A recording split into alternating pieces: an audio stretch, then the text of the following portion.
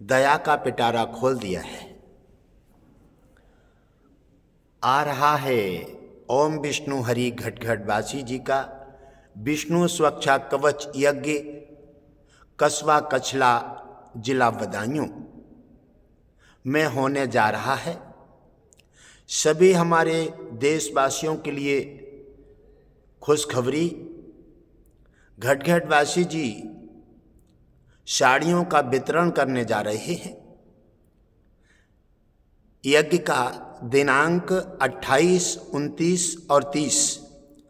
28 में सत्संग आयोजन रहेगा और 28 में ही साड़ी और कन्याओं के लिए स्टॉल वितरण की जाएगी।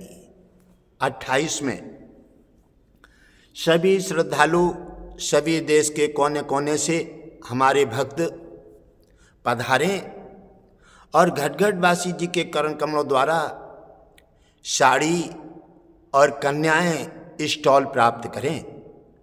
भगवान विष्णु लक्ष्मी का प्रसारण आरंभ हो गया है। घटघटवासी लक्ष्मी और भगवान विष्णु के समावेश से भगवान विष्णु और लक्ष्मी ने प्रसारण आरंभ किया है। कहा है कि हे गुरुदेव, कितना सुनहरा मौका है यज्ञ का, और यज्ञ में कितनी विशाल शोभा यात्रा कलश यात्रा निकाली जाएगी। उस कलश यात्रा के सुनहरे अवसर पर देशवासियों के लिए कुछ उपहार होना चाहिए। गुरुदेव सुनकर के भगवान विष्णु लक्ष्मी की वाणी को बड़े प्रसन्न हुए और कहा कि आप आज्ञा कीजिए, क्या करना है, और सब धन धान सब तुम्हारा है। हे लक्ष्मी, आपकी जिस पर कृपा हो जाए उसका तो आनंद मंगल हो जाता है। इसी प्रकार मीटिंग के प्रस्ताव जारी होने से घटघटवासी जी ने ये प्रस्ताव जारी कर दिया है। 28 में साड़ी वितरण की जाएंगी और कन्याओं के लिए स्टॉल वितरण की जाएंगी। केवल 28 में ही ये वितरण किया जाएगा। 28 में ही सत्संग है, 28 में ही साड़ियों का वितरण। साड़ियों का वितरण, एक साड़ी नहीं, साड़ियों का वितरण किया जाएगा। घटघटवासी जी ने दया का पिटारा खोल दिया है। और साड़ी का वितरण जो हमारे कलश यात्रा में और जो हमारे भव्य यज्ञ में जो भाग लेंगे उनके लिए साड़ियों का वितरण करने का प्रस्ताव घटघटवासी ने जारी कर दिया है। जो कलश यात्रा में भाग लेंगे उनके लिए घटघटवासी जी अपने करण कमलों द्वारा साड़ी का वितरण करके और उनका भाग्य का पिटारा खोलेंगे। कन्याओं के लिए स्टॉल वितरण करेंगे। और ये घटघटवासी जी भगवान विष्णु और लक्ष्मी का प्रस्ताव है। ये घटघटवासी और भगवान विष्णु लक्ष्मी ने ये प्रस्ताव जारी किया है। ये लक्ष्मी का आशीर्वाद है कि सभी देवियों को साड़ियों का वितरण कलश यात्रा के सुनहरे अवसर पर किया जाएगा और कन्याओं को स्टॉल का वितरण किया जाएगा। बड़े श्रद्धालु हमारे देश के कोने कोने से सभी श्रद्धालु पधारें और 28 में ही साड़ी का वितरण किया जाएगा। अन्य दिन कोई भी व्यवस्था नहीं दी जाएगी। 28 में साड़ी का वितरण, साड़ियों का वितरण किया जाएगा। साड़ियों का वितरण 28 में किया जाएगा और स्टॉलों का वितरण भी 28 में ही किया जाएगा, क्योंकि यज्ञ की कलश यात्रा की तैयारी 28 में करके और 29 में कलश यात्रा का आयोजन रखा गया है।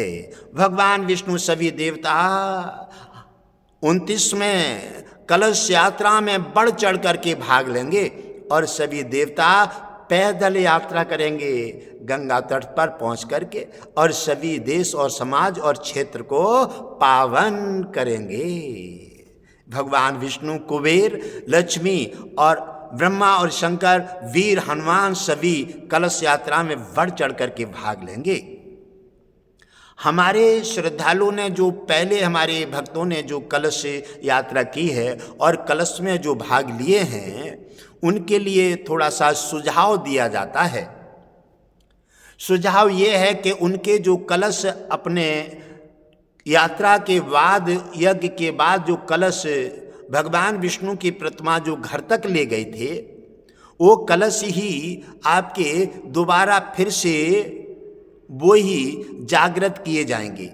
वही कलश अपने घर से उनका जो जल है, जल को तुलसी में या फिर गंगा में या फिर खेत में वो जल को समाहित कर दें और कलश को सुखा करके और उसके लिए अपने वाइट पेंट से पोत करके और पीले से फिर से ओम विष्णु हरि घट घट बासी नारायण का नाम लिख करके और वो कलश अपने साथ ले करके आए। क्योंकि वो कलश एक बार यज्ञ में उन्होंने अपनी रचना, अपनी तपोबल और अपना आशीर्वाद ग्रहण किया है। वही कलश जितना पुराना रहेगा, आप जिसकी देखरेख करेंगे, वो उस पिछले का आशीर्वाद और ये भी आशीर्वाद डबल एडवांस हो जाएगा। वो और ज़्यादा शक्तिशाली होकर के उन भक्तों का कल्याण कर देगा। तो वही कलश तुम्हारा कामयाब होगा। आपको नया कलश नहीं लेना है। और जो भक्त हमारे श्रद्धालु नए जुड़ रहे हैं, कलश यात्रा में नए जुड़ रहे हैं, उन्हें कलश नया लेना पड़ेगा। और साड़ी और स्टॉल घट घट बासी भगवान विष्णु लक्ष्मी के माध्यम से आपको प्राप्त हो जाएंगे। घट घट बासी जी 28 तारीख को घट घट बासी जी के करण कमलों द्वारा साड़ियों का प्रसाद लेकर के आप अपना जीवन धन करें। आशीर्वाद भगवान विष्णु लक्ष्मी और घट घट बासी जी का लेकर के आप अपने घरों में खुशियां लाएं। श्रद्धा और भक्ति भाव के साथ यज्ञ में समर्पित हों। यज्ञ के सुनहरे अवसर पर दान, भक्ति और सेवा, तन मन धन तीनों से सेवा कीजिए। तीनों से सेवा करने के बाद एक भगवान नाना प्रकार से प्रसन्न होंगे। आपको अलग अलग खुशियों का आशीर्वाद दे करके, धन धान्य से भरा पूरा करके, और जो संतान संबंधी समस्याएं हैं, जो परेशान हैं, पीड़ित हैं, वो सभी यज्ञ में उनका आह्वान किया जाता है। आकर के कुछ दान करके एक भगवान में बड़ी प्रार्थना के साथ संतान की इच्छा करके आहुति एक भगवान में अर्पित करें। एक भगवान उन पर कृपा अवश्य करेंगे और उन्हें संतान दे करके उनकी मनोकामना पूरी कर देंगे। ऐसे हैं मेरे भगवान विष्णु। और घटघट वासी जी ने सभी देवताओं का बड़े विस्तार में आह्वान किए हैं। सभी देवता, ऐसा कोई नहीं बचेगा जो वहां उपस्थित नहीं होगा। गंगा, यमुना, सरस्वती और सरजू ये तो पहले ही घटघट वासी जी के आश्रम पर आ गए हैं और घटघट वासी जी के साथ कछला के लिए प्रस्थान करेंगे। ये सभी देवता आपको देखने में नहीं आ रहे हैं, लेकिन देवताओं को भाव से देखिए, श्रद्धा से देखिए और अपनी अंतरकरण की दृष्टि से देखिए, तब आपको भाविक से, आपकी दृष्टि से दिखाई देंगे। अंतरकरण में आएंगे, फिर आपके भाव में आएंगे, फिर आपके सपने में आएंगे, फिर किसी दिन साक्षात आकर के तुम्हारा कल्याण कर देंगे। तो 28 में सत्संग का आयोजन रहेगा, 28 में ही साड़ियों का वितरण रहेगा, 28 में कन्याओं को स्टॉल वितरण की जाएंगी घटघट वासी लक्ष्मी और भगवान विष्णु के माध्यम से। इनकी भगवान विष्णु लक्ष्मी की विशेष कृपा है क्षेत्र पर, अपने देश पर, अपने परिवारों पर और पूरे विश्व पर। घटघट वासी जी ने विशेष निवेदन किए हैं, हे मेरे भगवान विष्णु, हे लक्ष्मी, मेरा देश और मेरा समाज घर घर में प्रसन्नता होना चाहिए और जो समस्याएं हैं उनको इसी यज्ञ में हटा करके और संपूर्ण आशीर्वाद दे करके और मेरा विश्व का कल्याण करें। घर घर में खुशियों की सैलाब लाएं। जिनके संतान नहीं है उन्हें संतान प्रदान करें और जिनके पास धन नहीं है उन्हें धन प्रदान कीजिए और जिनके घर में खुशियां नहीं है उनको खुशियां प्रदान कीजिए। जो नशीले पदार्थों से, हवा बाधाओं से जो घर और परिवार बिखरे हुए हैं उनको सद्बुद्धि दे करके नशीले पदार्थ हटा दीजिए और सद्बुद्धि दे करके उनके घर में भी खुशियों के सैलाब लाइए। हे मेरे भगवान विष्णु, हे मेरी लक्ष्मी, आप कृपा करके उनका कल्याण कर दीजिए। भगवान घटघट वासी जी की भगवान विष्णु लक्ष्मी ने ये प्रार्थना स्वीकार कर ली है। सभी देवता अलग अलग जा रहे हैं। कुबेर, अश्विनी कुमार, सुसैन वैद्य, विश्वकर्मा अलग अलग देवता यमराज, धर्मराज सभी पधार रहे हैं। यानी जन्म देने वाले और मृत्यु देने वाले एक ही साथ। क्योंकि घटघट वासी जी का ये प्रस्ताव है, क्योंकि पहले भी राजा महाराजाओं के धर्मात्माओं के सामने शेर और बकरी एक घाट पानी पीते थे। घटघट वासी जी ने यही प्रस्ताव लागू किया है कि जन्म देने वाले भी वहीं यज्ञ में होंगे और मृत्यु देने वाले भी यज्ञ में होंगे, लेकिन सभी उस समय दया की बरसात करेंगे। कोई भी किसी प्रकार का छल कपट नहीं। घटघट वासी जी ने यमराज जी को आदेश दिए हैं कि कोई भी किसी प्रकार की किसी को खुरसट नहीं लगना चाहिए और सबकी सुरक्षा करके सब पर दया और करुणा बरसाओ, क्योंकि ये घटघट वासी जी का यमराज जी के लिए आदेश है। यमराज जी ने आदेश को स्वीकार कर लिया है, क्योंकि करेंगे क्या? अगर स्वीकार नहीं करेंगे तो जाएंगे कहाँ? अगर वो गुरुदेव की बात को अनदेखी अगर कर भी देते थे तो फिर भगवान विष्णु बैठे ना, भगवान विष्णु के पास शिकायत जाते ही यमराज की चटाई समेट जाएगी। इसलिए यमराज हमेशा भगवान विष्णु को देखते हैं तो गुरुदेव की बात सहज में स्वीकार करके और गुरुदेव को प्रणाम करके और उनकी बात पर अमल कर देते हैं। और 30 में यज्ञ का आयोजन रहेगा, भव्य यज्ञ होगा। यज्ञ में संपूर्ण समस्याओं का समाधान किया जाएगा। यज्ञ में घटघट वासी जी ने प्रस्ताव जारी कर दिया है कि जो हमारे गाय और हमारे बछड़ों पर जो नाना प्रकार से प्रहार किए जा रहे हैं, अभी भी ये निशाचर उनसे अपनी नजर नहीं हटा रहे हैं। ये ऐसे नहीं हटाएंगे क्योंकि ये काफिर हैं। ये ऐसे नहीं हटा सकते जब तक इनके गलेमान पर हाथ नहीं पहुंचेगा और जब तक इनके प्राणों से नहीं पड़ेगी तब तक ये हटा नहीं सकते। इसलिए घटघट वासी जी ने प्रस्ताव लागू कर दिया है, कछला यज्ञ से विशेष प्रसारण लागू हो जाएगा।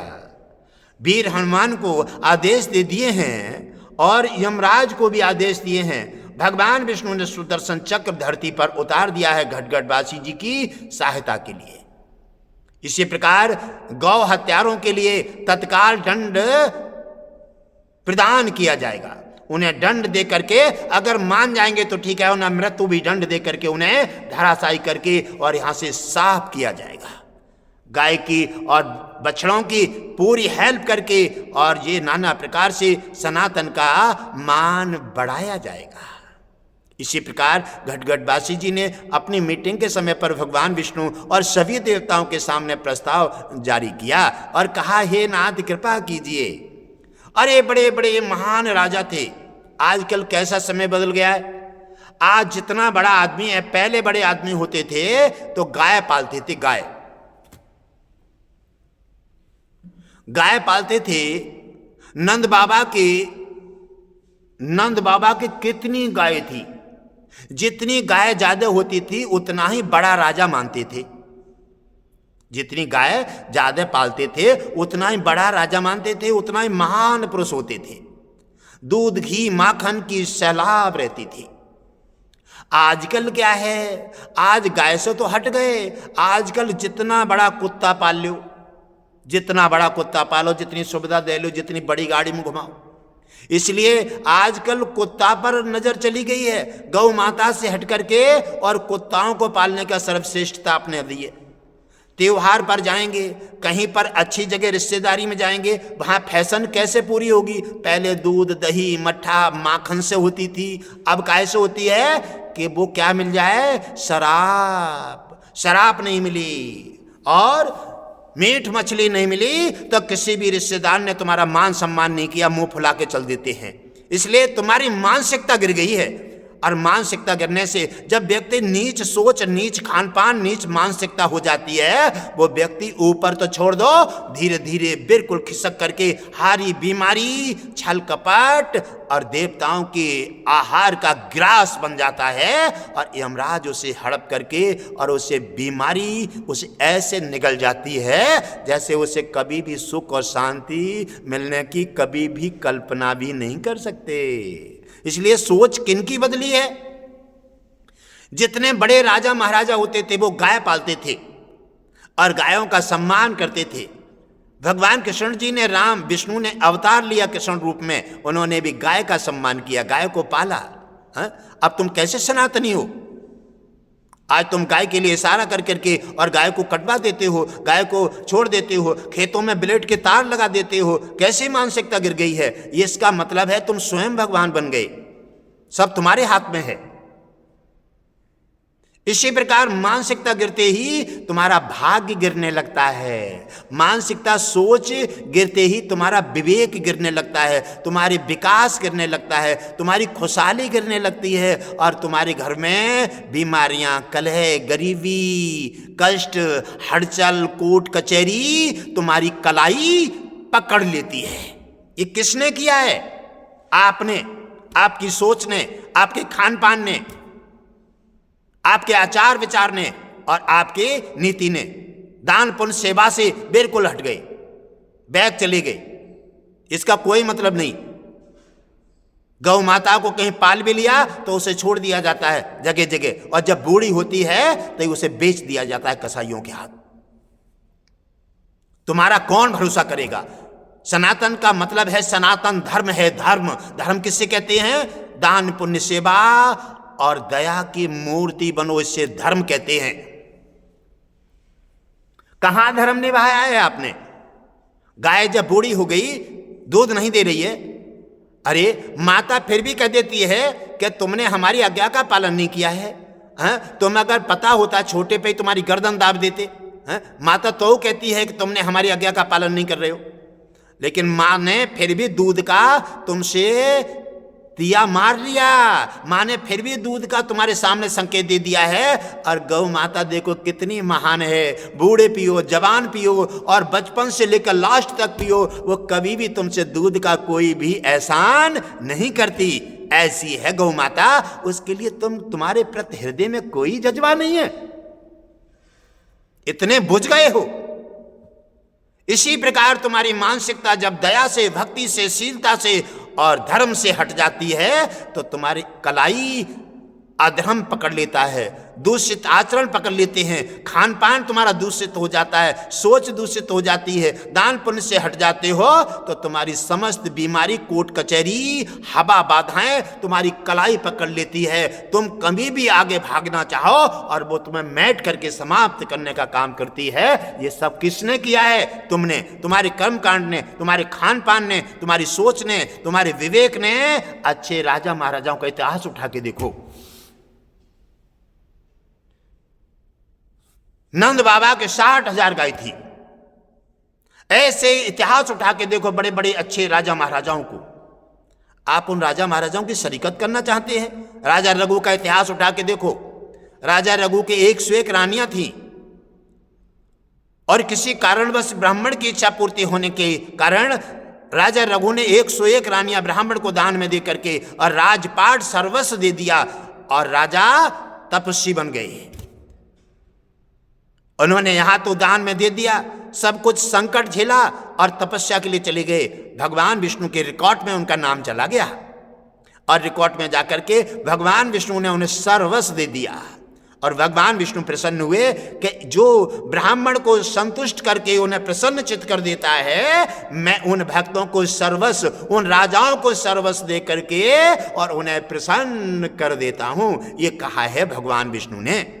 राजा रघु से कहा कि मैं तुम्हारे वंश में अवतार लेकर के आऊंगा और तुम्हारा नाम रोशन करूंगा। जब तक पृथ्वी आकाश रहेगा तब तक तुम्हारा नाम इतिहासों में अमर रहेगा। तो कहा है, रघुकुल रेते सदा चले आए, प्राण जात पर बचन न जाए। ऐसे थे रघु राजा जो स्वयं भगवान विष्णु ने आकर के राम रूप में अवतार धारण किया। उनके वंश में आज राजा रघु की वंशावली चल रही है। आज राजा रघु को भगवान विष्णु भी मान और सम्मान देते हैं। ऐसे भक्त बनो तो कभी भी कर्म कांड करोगे नहीं, दया करोगे नहीं, छल कपट करोगे, धोखाधड़ी करोगे। जब उनका प्रहार गिरता है और तभी रोगे, चीखोगे, फिर भाजोगे, फिर इससे क्या होता है?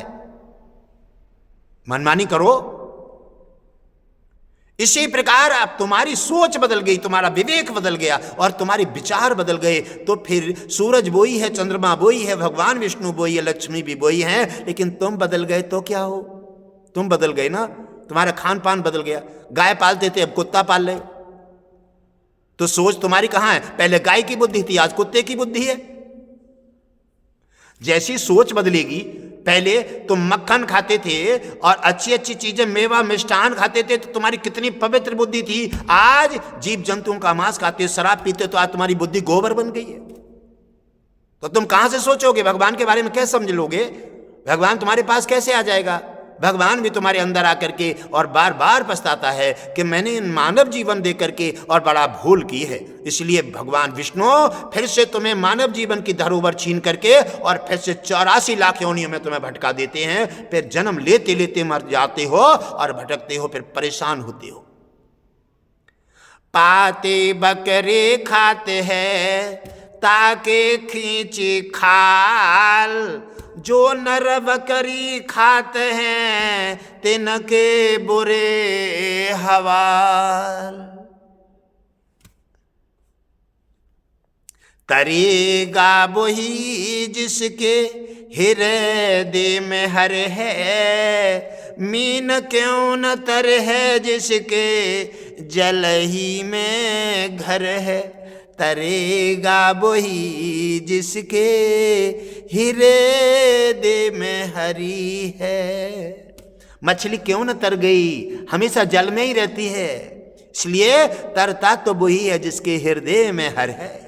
मछली इसी प्रकार से कर्म कांड करो और अपने ध्यान में लाओ, भगवान विष्णु के सनातनी हो और सनातन के कर्म कांड करो, सनातन के हित में रहो और जीव जंतु पर दया करो। गाय पालो, गाय की सम्मान करो, बछड़ों की रक्षा करो, और जब तुम ऐसा करने लगोगे ना, तो भगवान विष्णु की पूरी सुरक्षा तुम पर आ जाएगी और लक्ष्मी धन की बरसात करेंगी। तो तुम फिर से वही हो जाओगे जैसे सतयुग में थे, जैसे द्वापर में थे और जैसे त्रेता में थे, ऐसे हो जाओगे और भगवान विष्णु सदा आप पर कृपा करेंगे।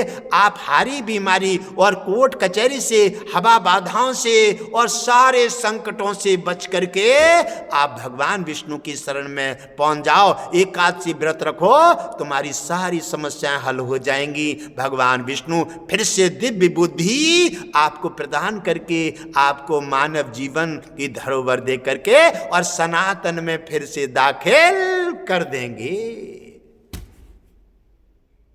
करते हो तुम, आरोप भगवान पर लगाते हो। तुम्हारी सोच बदल गई। सोच बदलने के लिए सत्संग दिए जाते हैं और नाना प्रकार के साधु संतों का यह मार्ग उतारा है भगवान विष्णु ने, क्योंकि भगवान विष्णु जन्म दे करके और फिर तुम्हें नहीं मिलता है। इसका संचालन, मार्ग, सद्बुद्धि ये सत्संग से मिलती है। वहां जाओगी नहीं, वहां देखोगी नहीं, मानोगी नहीं, क्योंकि उनसे ज्यादा ज्ञानी हो तुम। साधु संतों से ज्यादा ज्ञानी, भगवान से ज्यादा ज्ञानी, सबसे ज्यादा ज्ञानी, माता पिता से ज्यादा ज्ञानी, उनको भी डांट के चुप कर दोगे। ज्ञान तुम्हारा कहां चला गया है? ज्ञान कहां गया है तुम्हारा? ज्ञान चला गया मुर्गा में, बकरा में। ज्ञान चला गया तुम्हारा शराब में। बुद्धि भ्रष्ट हो गई। इसी प्रकार से और तुम ज्ञान की उपमा देते हो। क्या समझोगे तुम भगवान के बारे में? अरे भगवान तुम्हें किसी गिरी दृष्टि से भी नहीं देखेगा, कभी भी सोच नहीं सकता, क्योंकि वो तो भाविक भक्तों के पास आता है, सनातनियों के पास आता है, महापुरुषों के पास आता है, जो गाय और ब्राह्मण का मान सम्मान और बछड़ों की रक्षा करता है, देश धर्म के प्रति चलता है और अच्छा आचार विचार, शुद्ध शाकाहारी भोजन इस्तेमाल करता है। भगवान सदा ही उनके पास आता जाता रहता है और उनकी कृपा दृष्टि से उनके आनंद मंगल होते रहते हैं। भाव का भूखा हूँ मैं, भाव एक सार है, भाव से भजता मुझे उसका भविष्य बेड़ा पार है।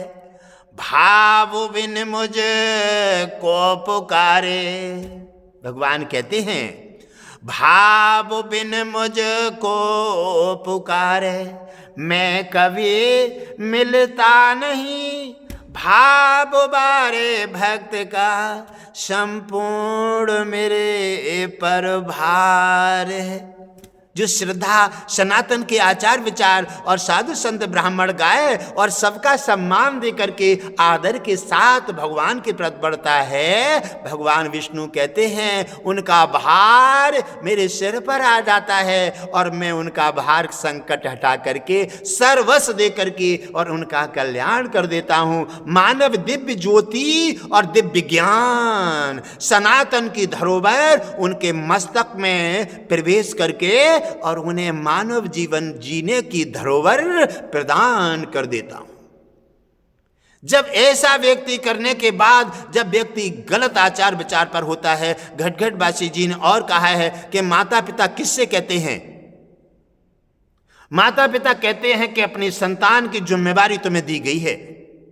केवल मम्मी पापा कहलाने से संतान को अपनी मस्ती में जियो और संतान जहां जा रही है तहां जा रही है, संतान कहीं भटक रही है, संतान कहीं पशुओं की भांति मारी फिर रही है और तुम माता पिता का दर्जा निभा रहे हो, अपने रंग में रंगे हो, अपने खा रहे हो, अपने पी रहे हो, अपने रंग में रंगे हो, संतान कुछ भी हो रही। अरे तुम काहे को मम्मी पापा कहला रहे हो? काहे के मम्मी पापा हो तुमने फर्ज नहीं निभाया है। मम्मी पापा का फर्ज निभाओ, माता पिता बनो और संतान का फर्ज निभाओ। संतान को आचार विचार दो, संतान को नीति धर्म सिखाओ, संतान के लिए सनातन के बारे में उपमा दो, संतान के लिए गाय और साधु और ब्राह्मण का आदर करना सिखाओ, तब वो तुम्हारा आदर करेगा। अब तुम सोचते तुमने खुद नहीं सीखा है तो संतान को क्या सिखाओगे?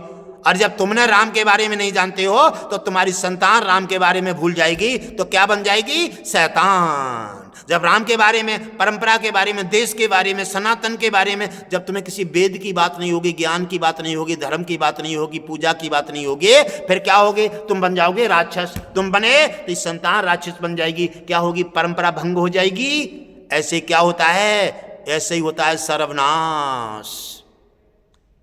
भगवान विष्णु कहते हैं ऐसे ही व्यक्ति का सर्वनाश हो जाता है, ऐसे वंश डूब जाते हैं, ऐसे देश सर्वनाश हो जाता है। ऐसी व्यक्ति, ऐसी व्यवस्थाएं हैं हमारे देश को घातक बना करके, परिवारों को, हमारे जीवन को और हमारी जीवन नैया को डुबा करके और खात्मा कर देती हैं। तो ये सब किसने किया है? भगवान ने तो नहीं किया। भगवान ने तो आपको आचार विचारी अच्छे बनाकर भेजे हैं। आपने सब संगत के हिसाब से, माँ बाप ने तुम्हें सदमार्ग नहीं दिया तो तुम्हें पशुओं की भांति छोड़ दिया और जब जाने लगे तो तुम शराबी, जोहारी और जगह जगह नाना प्रकार के जैसा मार्ग मिला तुमने समझा और वैसे ही बन गए। और फिर जब देखते हैं माँ बाप का हमारा बच्चा शराबी जोहारी हो गया, फिर जाकर के नौते भरारों के पास भटकते हो, फिर जगह अलग अलग जगह जगह जा रहे हो, फिर भगवान की पूजा याचना कर रहे हो, फिर उठाने रख रहे हो, फिर प्रसाद बोल रहे हो। अरे अब कुछ नहीं होने का है। जब समय था सुधारने का तब तुम सो रहे थे, अपनी मस्ती में थे। अब हाथी के दांत बाहर निकल गए, ये अंदर नहीं आएंगे। समय पर लोहा गर्म है तभी चोट मारिए, आपकी कामयाबी हो जाएगी। और जब लोहा ठंडा हो जाए फिर तुम्हारा कोई मतलब नहीं है जो लोहे को मोड़ लो। इसी प्रकार अगर तुम्हें कोई जानकारी इसकी नहीं मिल पा रही है तो जाकर के भगवान विष्णु के पास, गुरुदेव के पास पहुंचो, करके गौ ब्राह्मण की सहायता करो। आपका धर्म है, आपका कर्तव्य है। इसी प्रकार भगवान विष्णु ने तुम्हें सनातन में, भारत में और तुम्हें सोने की चिड़िया में जन्म दे के भेजा है। इसलिए तुम्हारी रक्षा के लिए बार बार भगवान विष्णु इसी भारत में अवतार लिए हैं। कभी राम रूप में, कभी कृष्ण रूप में, अलग अलग रूप में अवतार लेकर के तुम्हारी रक्षा के लिए। लेकिन तुम अपनी रक्षा चाहते ही नहीं हो। तुम तो राक्षसों का खान पान, राक्षसों का रहन सहन, राक्षसों का वातावरण, तुमने जब उसको मार्ग बना लिए हैं तो वो भगवान विष्णु को पसंद नहीं है। क्योंकि भगवान विष्णु का भोजन है अहंकार। अहंकार से भगवान विष्णु उस चीज को खात्मा कर देते हैं। इसलिए मेरे प्रिय परिवारजनों, पूरा विश्व मेरा परिवार है। आप मेरी बात को समझिए और सोच लीजिए। अच्छे आचार विचार, अच्छा धर्म और पूजा, अच्छी नीति तुम्हारे लिए लाभदायक बनेगी। आपका स्वतः कल्याण हो जाएगा। अच्छा वृक्ष लगा दीजिए, आपको आनंद मंगल होंगे। फल भी मिलेगा, छाया भी मिलेगी और शीतल हवा का भी आनंद तुम्हें भी मिलेगा और तुम्हारे देश देशवासियों को भी मिलेगा। ऐसा पौधा लगाइए, स्वयं भी संतुष्ट रहिए और पूरे देश को भी संतुष्ट रखिए। ऐसा पौधा मत लगा दीजिए घर पर। खान पान करोगे, शराब पियोगे, तुम्हारी संतान देखेगी तो वो भी शराबी कबाबी हो जाएगी निश्चित। संगत से गुण उपजे, कुसंग से गुण जाए, भांस फांस और मिश्री एक ही भाव बिकाए। बांस और मिश्री एक ही भाव बिकता है संगत से। आपकी संतान आपके पास रह रही है, आपके आचार विचार, आपकी नीति, आपका रहन सहन, आपका वातावरण, आपकी वाणी सभी देखेगी। क्योंकि वो छोटी संतान है, वो मम्मी पापा कहना नहीं जानती थी, वो सब आपने सिखाया है। आपने सिखाया है, आपने खान पान की आदत डाली है, आपने शराबी बनाया है, आपने पी तो वो भी पीने लगे, आप जुआ खेलते तो वो भी खेलने लगे। इसी प्रकार से ये सब किसने बिगाड़ा है? आपने। आपकी बुरी आदतों ने, आपके बुरे खान पान ने आपको बिगाड़ दिया।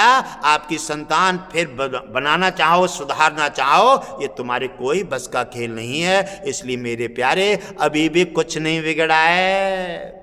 आगे आने वाली सनातन के हमारे वीर भक्तों और बच्चों के लिए आज भी सद्बुद्धि दे दीजिए। आप अच्छा खान पान, अच्छा आचार विचार और भगवान विष्णु की पूजा याचना के बारे में उन्हें आनंद चखाइए। भगवान पूजा की आदत डालिए, उनको आरती में शामिल कीजिए, अच्छा खान पान दीजिए, अच्छी वातावरण दीजिए, सनातन के बारे में बताइए, साधु संत गाय के बारे में बताइए कि पहले राजा महाराजा गाय पालते थे तो बड़े खुशहाल रहते थे, माखन उखन सभी बड़े आनंद पूर्वक खाते थे। आज कुत्ता पालते हैं तो क्या खाते हैं? मीट मछली शराब पी करके और ऐसे सो जाते हैं जैसे जीवित नहीं है।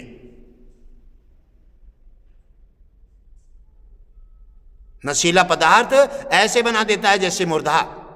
इससे संतान पर प्रभाव पड़ रहा है प्यारे, तुम्हारी सनातन पर प्रभाव पड़ रहा है। आप सनातनी हैं, महापुरुष हैं, और आप उन महापुरुषों के देश में उस मिट्टी के कण से तुम्हारा जन्म हुआ है जिसके लिए विदेशी नाना प्रकार से तरसते हैं। अंग्रेज जहाँ से चले गए, इस भारत सोनी चिड़िया को बार बार देखो, कुंभ में कितना अंग्रेज और कितना सभी देश विदेशी आ करके और कुंभ की मिट्टी, कुंभ का जल ले जाते हैं। क्यों? कि ये देश भारत पवित्र है, महान है, ये महापुरुषों का देश है। क्योंकि इसमें भगवान विष्णु ने महापुरुषों के साधु ब्राह्मण और गाय की सनातन की रक्षा करने के लिए बार बार अवतार लिए हैं और लेते रहेंगे। साधु संत ब्राह्मण की रक्षा के और सनातन का भार भगवान विष्णु के अधीन है। उन्होंने फिर से अपना प्रस्ताव जारी कर दिया है कि गाय को सताने वाले, गाय को मार कर खाने वाले अब बख्शे नहीं जाएंगे, उनका अंत होने का समय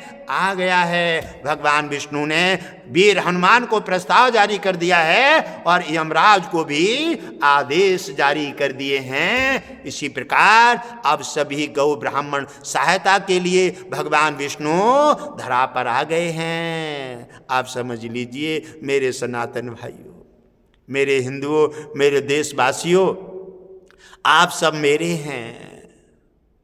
हिंदू हिंदू, भाई भाई, आप अपनी जगह समझ लीजिए। आप किसी भी मार्ग पर मत भटकिए, आप किसी भी पंथ पर मत भटकिए। आप अपने सनातन धर्म का जज्बा अपनी जगह रखिए।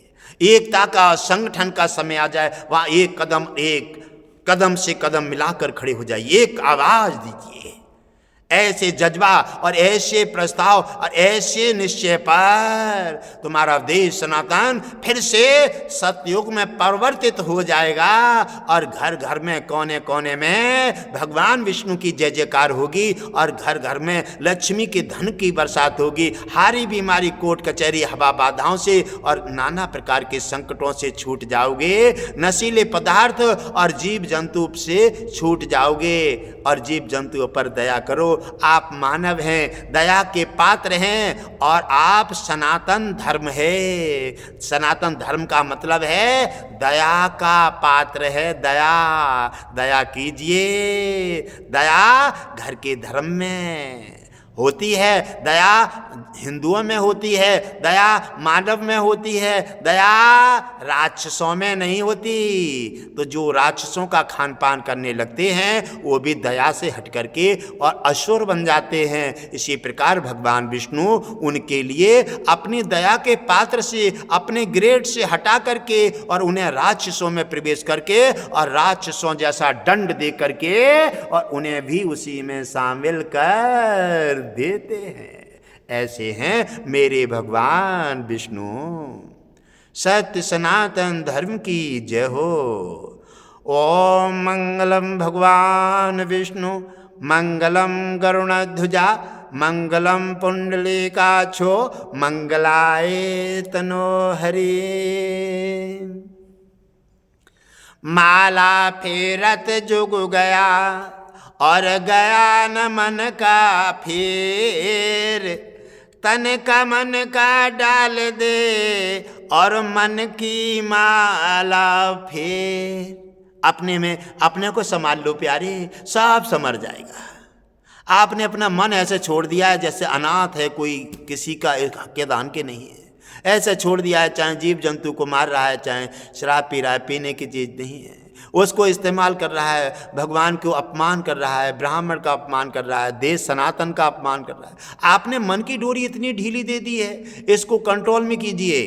तो कहा जाता है माला मन से लड़ गई, माला मन से लड़ गई, तो क्यों फेरत है मोय, मनुआ ये 14 फिरे तो सुमिरन ना हो। माला मन से लड़ रही, माना माला मन से लड़ रही, तो क्यों फेरत है मोय, मनुआए 14 फिरे तो सुमिरन ना हो। तू मेरे को क्यों बर्बाद कर देता है? तू पहले अपने मन को रोक ले, आचार विचार सनातन के योग्य रखे, खान पान शुद्ध शाकाहारी कर ले, तेरा उद्धार हो जाएगा, भक्ति तेरे अंदर निवास ले जाएगी। तू अपने खान पान कर रहा है, अपना मन छोड़ दिया है और बुद्धि भ्रष्ट कर दिए हैं, और तू मेरे को आडंबर के लिए क्यों घुमा कर घिसे देता है? माला लड़ रही है मन से कि तू पहले अपने को सुधार ले, ताकि बाद में तू ये मेरे को घुमाने का प्रयास कर, तब तुझे भक्ति मार्ग मिलेगा, तब तुझे भगवान विष्णु की सद्बुद्धि मिलेगी और तब तेरा कल्याण हो जाएगा। इसी प्रकार से हम नाना प्रकार से आडंबर करने से और नाना प्रकार से दिखावा करने से भगवान को प्राप्त नहीं कर सकते। हम अपनी सद्बुद्धि नहीं ले सकते और ईश्वर को हम किसी प्रकार का गुमराह नहीं दिखा सकते।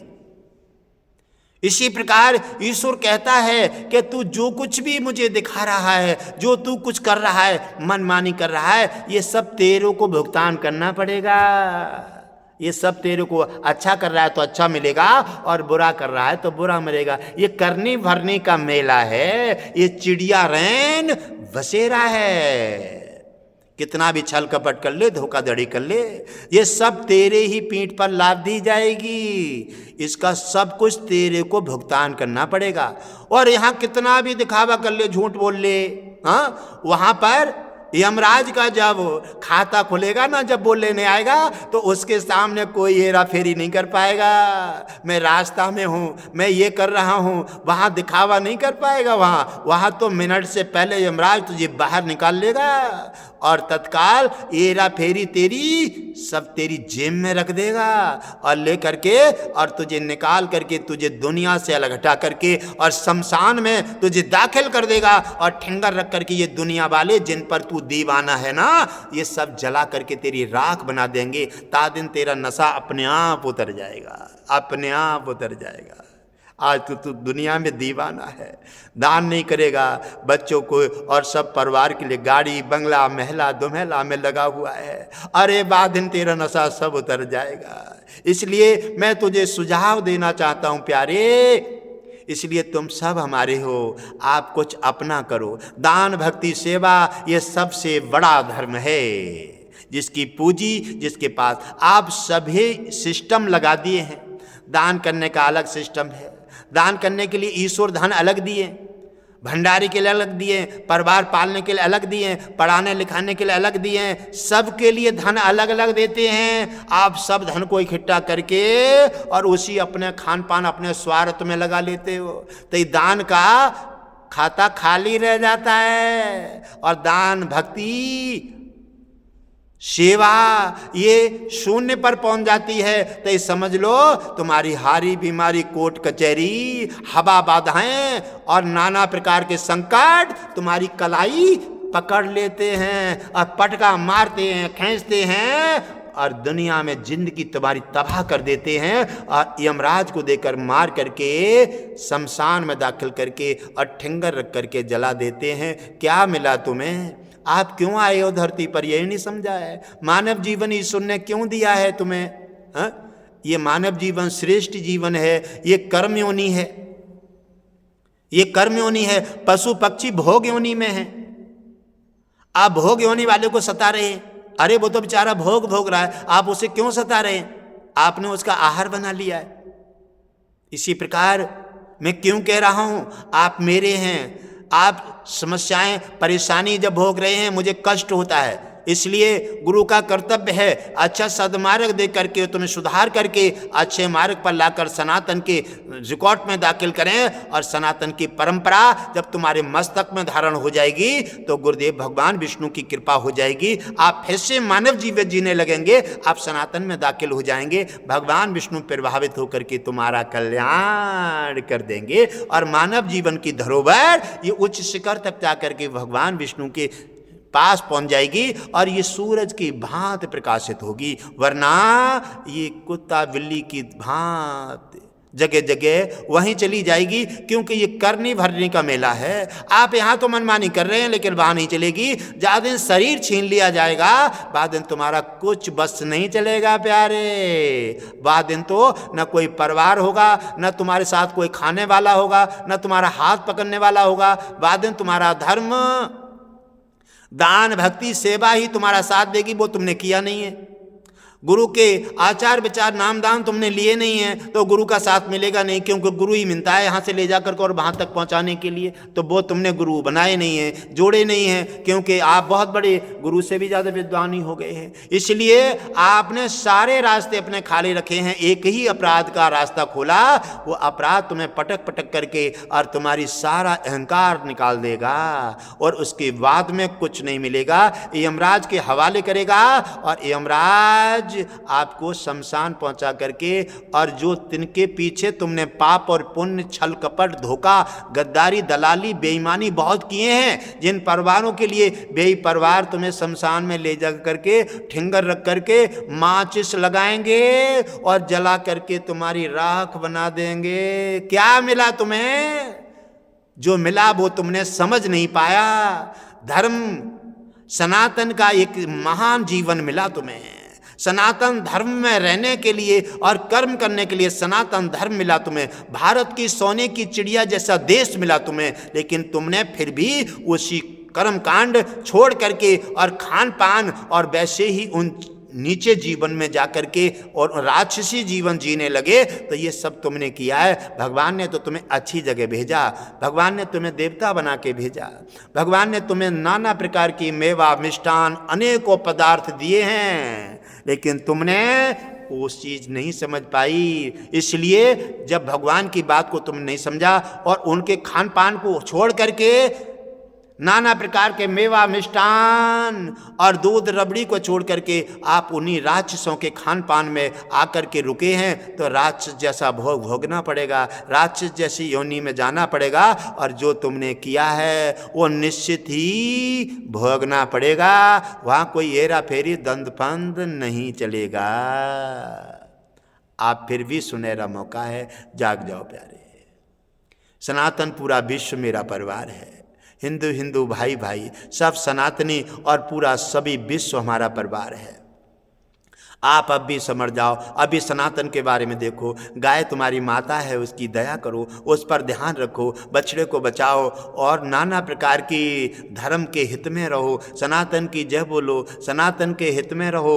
सनातन तुम्हारा धर्म है, भारत तुम्हारा देश है, सोने की चिड़िया है, तपोभूमि भी है। ऐसे भाव से जब तुम रहोगे तो भगवान विष्णु फिर भी दयालु हैं, तुम्हें दया करके और तुम्हें फिर से सनातन में रिकॉर्ड में दाखिल करके आपको कल्याण कर देंगे। ये सब मांसाहारी ये सभी छोड़ दीजिए, राक्षसी भोजन है, नशीली सब पदार्थ और ये मांसाहारी सब राक्षस के भोजन हैं। इनको छोड़ करके देवताओं के भोजन इस्तेमाल करो, शुद्ध शाकाहारी हो जाओ और भगवान की शरण में आ जाओ।